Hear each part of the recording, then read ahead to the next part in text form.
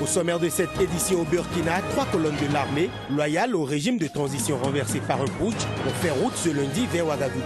Ils demandent aux membres du RSP de déposer les armes. Au Cameroun, les habitants de Douala appellent à plus de sécurité après que l'attentat suicide de 2 jeunes hommes ait tué 5 personnes dans le nord du pays.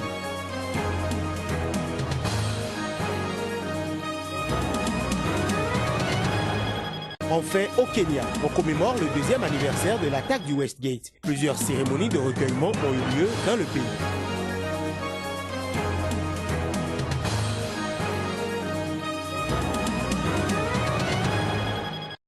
Bonsoir à toutes et à tous et bienvenue dans cette édition de l'information sur Sika. Démarrons par le Cameroun. Les habitants de la plus grande ville du pays, Douala, appellent à plus de sécurité après que l'attentat suicide de 2 jeunes hommes ait tué 5 personnes dans le nord du pays ce dimanche. C'est la dernière attaque dans la région qui est ébranlée par des attaques de la secte islamiste Boko Haram venue du pays voisin, le Nigeria. Reportage. Un double attentat suicide a de nouveau frappé ce dimanche l'extrême nord du pays, à Mora, une ville abritant le premier secteur d'une force régionale chargée de combattre les islamistes de Boko Haram, toujours actifs malgré la coalition des pays frontaliers du nord-est du Nigeria. Depuis début septembre, il s'agit de la 3e série de double attentats suicides dans le même périmètre de cette région frontalière du Nigeria, bastion de Boko Haram. Un double attentat dans le département de Mayo-Sava, dans la périphérie de Mora, au lieu dit Girbala. Et un double attentat. Le bilan se présente ainsi qu'il suit. Nous avons pour le moment enregistré 5 morts, 2 civils, un inspecteur principal de police, le nom de l'AD, Eli, et les 2 kamikazes.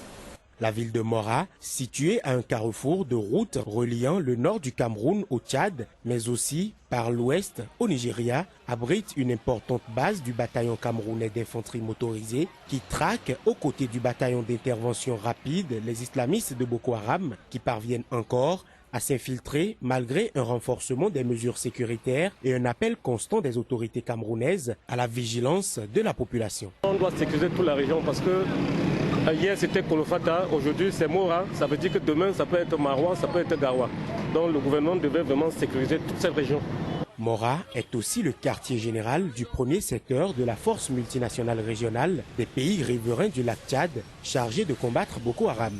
Cette force est composée des troupes venant de plusieurs pays, Cameroun, Nigeria, Niger, Tchad et Bénin.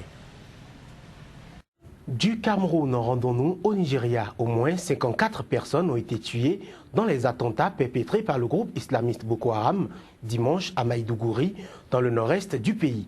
Selon le porte-parole de la police de l'État de Borno, Victor Issoukou, 54 personnes sont mortes et 90 autres ont été blessées.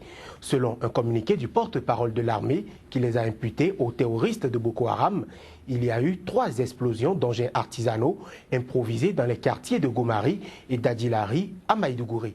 Maïdougouri, où est né Boko Haram, est l'épicentre de l'insurrection déclenchée il y a 6 ans par ce groupe islamiste. Boko Haram, qui cherche à instaurer un État islamique dans le nord-est du Nigeria, a tué au moins 15 000 personnes et forcé plus de 2 millions de Nigérians à fuir leur foyer depuis le début de leur combat. C'était en 2009. Au Burkina Faso, 3 colonnes de l'armée loyale au régime de transition renversé par un putsch faisaient route ce lundi vers la capitale Ouagadougou, selon une source au sein de l'état-major. Ces 3 colonnes provenant de l'ouest du pays, d'Edougou et Bobo-Dioulasso, de l'est, Kaya et Fadan Gourma, et du nord, Waïgouya, font route vers la capitale. Ces unités sont loyales au régiment de transition et ne soutiennent pas le coup d'État du 17 septembre perpétré par une unité d'élite de l'armée, en l'occurrence le RSP. Dans un communiqué, les chefs de corps des forces armées nationales demandent aux membres du régiment de sécurité présidentielle de déposer les armes et de rejoindre le camp Sangoulé-Lamizana, ajoutant qu'ils seront, avec leurs familles, sécurisés. Et puis concernant le projet d'accord politique de sortie de crise au Burkina Faso, la médiation prévoit notamment la participation aux élections des candidats pro-Compaoré. Le texte propose en outre que soit votée avant le 30 septembre une loi d'amnistie pour les poutistes. Le président sénégalais Macky Sall a annoncé que cette solution sera proposée mardi à l'Union africaine lors d'un sommet extraordinaire. On l'écoute. Deux issues s'offrent à nous. Celle que nous souhaitons tous. Cette issue, c'est celle de la paix, de la concorde, par le compromis, avec un accord de sortie de crise menant vers des élections apaisées, libres et démocratiques pour que le pays reparte sur des bases solides pour assurer pleinement son destin. La deuxième issue, celle que personne ne souhaite, mène vers l'impasse, le basculement dans la violence et le chaos. Que Dieu nous en garde. Je ne veux pas croire à cette issue. Je veux croire au génie créateur du peuple burkinabé. C'est pourquoi j'ai souhaité vous proposer les éléments de compromis suivants que je soumettrai dès mardi matin au sommet des chefs d'État et de gouvernement de la CEDEAO, sommet extraordinaire qui se tiendra à Abuja. Et ce test prévoit la restauration de la transition en cours avec le retour du président Kafando, renversé mercredi par un coup d'État militaire, le retrait des militaires du gouvernement de transition, la tenue des élections avant tous les candidats, avec tous les candidats qui ont été exclus sur la base du nouveau code électoral. Le test prévoit également l'amnistie pour les poutistes. Notre correspondant sur place, Claude Romba, a recueilli à chaud les réactions de quelques acteurs juste après la lecture de ce projet d'accord de sortie de crise. Comme j'ai dit, il y a des questions qui relèvent de la justice, il y a des questions qui relèvent également du Conseil national de transition.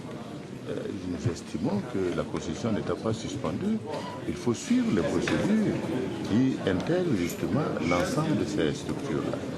Et nous ne savons pas si ces discussions ont été menées par le président de la conférence. Donc évidemment, c'est pourquoi nous sommes surpris par la procédure. Et nous prenons acte et nous allons en discuter. Mais la mise en œuvre peut être compliquée si on n'implique pas toutes les forces dans la discussion. Il est évident que si l'on prend les avis parcellaires de chacun pour faire une combinaison sans qu'on en discute globalement, ça peut poser des problèmes dans le cadre de la mise en œuvre. Or, ce qui était souhaitable, évidemment, c'est de ne pas chercher certainement à résoudre des problèmes rapidement, mais à permettre à la classe politique, à la société civile de s'expliquer pour mieux tirer des conclusions qui sont plus proches des avis et d'un consensus entre tout le monde. La situation au Burkina Faso, elle est la suivante. Il y a eu un putsch militaire et dehors, les éléments qui ont fait ce putsch militaire sont en train de continuer à tirer sur les populations aux mains vides. Le seul moyen de défense aujourd'hui qui est réservé à la population, c'est de se battre.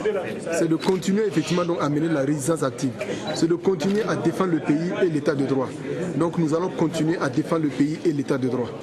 Jusque-là, nous avons utilisé les moyens qui consistent à manifester, à nous donner les moyens effectivement donc de libérer notre pays effectivement donc des putschistes. Nous allons redoubler, nous allons maintenir la résistance telle que nous l'avons commencé, parce que comme vous avez constaté vous-même, on vient nous exposer des points et nous n'en avons jamais discuté donc de ces points-là. Donc nous ne sommes pas engagés sur des points pour lesquels on n'en a pas discuté. Direction la Côte d'Ivoire où, selon Pascal Affi-N'Guessan, candidat à l'élection présidentielle du 25 octobre, la seule alternative qui reste à l'opposition de remporter ces élections, c'est l'Union sacrée. Il a aussi lancé un appel à la paix et à la stabilité politique. Chris Paterna-Sémian. Comme à l'oral d'un examen, Pascal Afingay-San soumis à la rudesse des questions du secteur privé ivoirien. À quelques semaines du premier tour du scrutin présidentiel, sur le voile n'est totalement pas autour des propositions des candidats. L'économie, en revanche, n'a jamais autant dominé les ambitions des prétendants au fauteuil présidentiel. Les acteurs du privé se sont encore donné rendez-vous pour disséquer le programme économique de Pascal Afingay-San, candidat du Front populaire ivoirien au présidentiel d'octobre. Fils de planteur de café, Afingay-San a été Premier ministre de Laurent Gbagbo de 2000 à 2003. Sous sa primature, de nombreuses réformes ont été entreprises. Plus de 10 ans après, l'homme se présente aux Ivoiriens avec un programme titanesque baptisé les 15 points de la Renaissance. Des actions et des actes pour impulser une bonne dynamique de croissance. Les engagements touchent l'ensemble des secteurs de la vie politique, économique et sociale de notre pays, à commencer d'abord par la question de la paix, de la stabilité politique et de l'unité nationale. C'est une dimension essentielle de notre programme. La deuxième dimension, c'est la dimension économique, à travers une économie moderne, diversifiée pour une nouvelle prospérité. Cette économie doit être une économie saine, une économie libre, sans monopole, une économie porteuse qui s'appuie sur le secteur privé, avec un cadre macroéconomique assaini, avec des mécanismes de financement innovants, avec une gestion administrative performante, de manière à ce que les opérateurs économiques soient véritablement les moteurs du développement économique et social du pays. Ils attendaient que Pascal Affi le cède du terrain. Il en a suffisamment concédé. Ici, les candidats proposent et le privé dispose. Dieu et le peuple ivoirien décideront le 25 octobre 2015 dans les urnes. Le Kenya commémore le 2e anniversaire de l'attaque du Westgate ce lundi. Pour l'occasion, des dizaines de proches des victimes de l'attentat s'étaient réunis hier à Nairobi pour une cérémonie interreligieuse. L'attaque menée par les insurgés somaliens Shebab dans le centre commercial en 2013 avait fait 67 morts. Les images. Une cérémonie interreligieuse en hommage aux 67 victimes tombées sous les balles du commando le 21 septembre 2013. Amis, proches des victimes, mais aussi des rescapés du drame, ils sont des dizaines de personnes réunies à Nairobi pour le 2e anniversaire de l'attentat perpétré contre le centre commercial Westgate. C'est dans la forêt de Karura où une plaque est érigée en l'honneur des victimes que la cérémonie se déroule. Si l'eau a coulé sous les ponts, les blessures laissées par le drame, elles, n'ont toujours pas cicatrisé. Nous sommes ici pour lui. C'est le 2e anniversaire de sa mort. Il a été victime de l'attaque du Westgate il y a 2 ans et nous manquera cruellement. Nous l'aimons toujours et nous sommes juste ici parce que nous avons planté tous ces arbres pour toutes les victimes.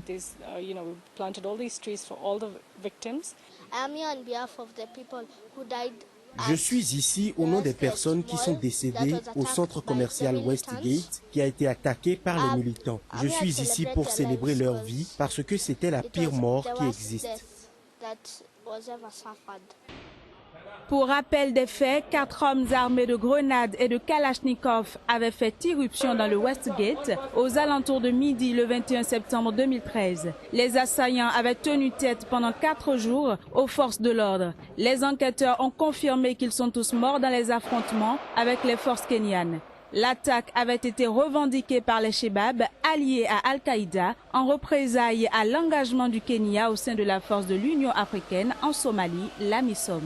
Un autre hommage interreligieux est prévu pour avoir lieu dans le centre commercial Westgate, qui a rouvert ses portes mi-juillet. Ce sera tout pour cette édition. Merci de nous avoir suivis. Très bonne soirée à chacun et à tous. Et surtout, l'information revient sur Sika.